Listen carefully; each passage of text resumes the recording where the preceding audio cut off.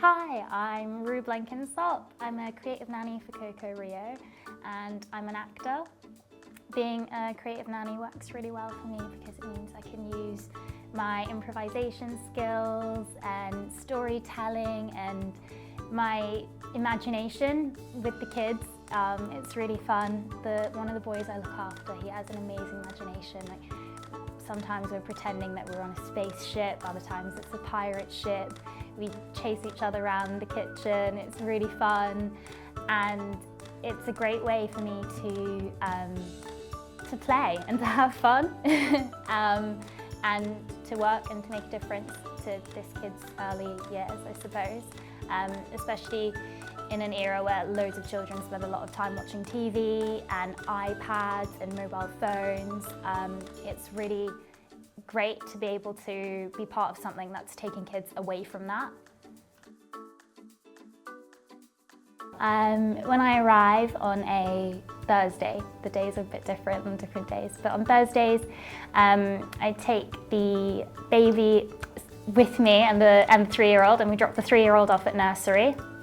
And then the baby and I go back, and before lunchtime we'll play a game of musical speaker, I think it's called. I don't know, I don't actually remember, but basically I walk around the living room and the baby follows me, following the sound of the music coming from the speaker.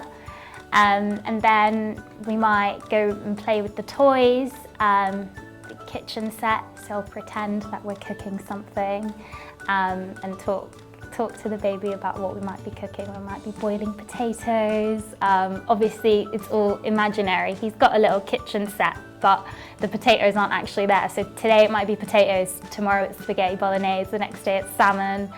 And then I'll read. We read every single day. And the baby will bring me the book that he wants read to him. He knows, and I'll sit down cross-legged, and then he'll sit on my lap, and we know that's story time. And we always do that before lunch. So then we'll have lunch, and then I'll feed him. So I'm taking care of him after having done something creative, and put him to bed.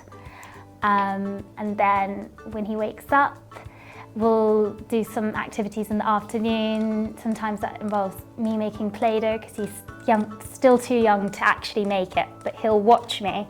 And to make sure he's had fresh air, we always go out.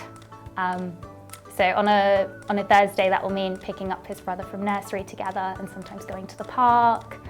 And then when we come back, his brother joins in with whatever activities we're doing. It might be painting or drawing. And yeah, that's a typical day. Well, it's really great because the way CocoRio works, you basically say when you're available, and then whatever shifts align, you take. And then that gives me time. I have 2 days a week where I do admin for acting and hopefully line up auditions and things like that, which is really good. When I was on tour in my last job, I managed to get a 7-year-old boy to open a show at the Liverpool Empire. So that's definitely my greatest achievement to date. Oh, my go-to favourites. Reading.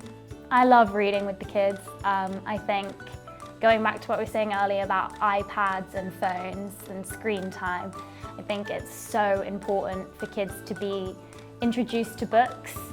And yeah, I say introduced because it's not an obvious thing these days, I don't think, that a kid will just pick up a book. So yeah, that's definitely my favourite thing. And how do you make it crazy? I do silly voices, which and accents. And yeah, and it's fun. That means, because sometimes you read the same book to a kid 10 times in a week, so that makes it exciting for myself as well. Yeah, it's really sweet. It's really sweet because I've been with the same kids for almost 6 months now, I think, and as a result of that, we We have a language where, like, especially with the baby, when I sit down cross-legged near the bookshelf, he knows that means it's story time, which is really nice.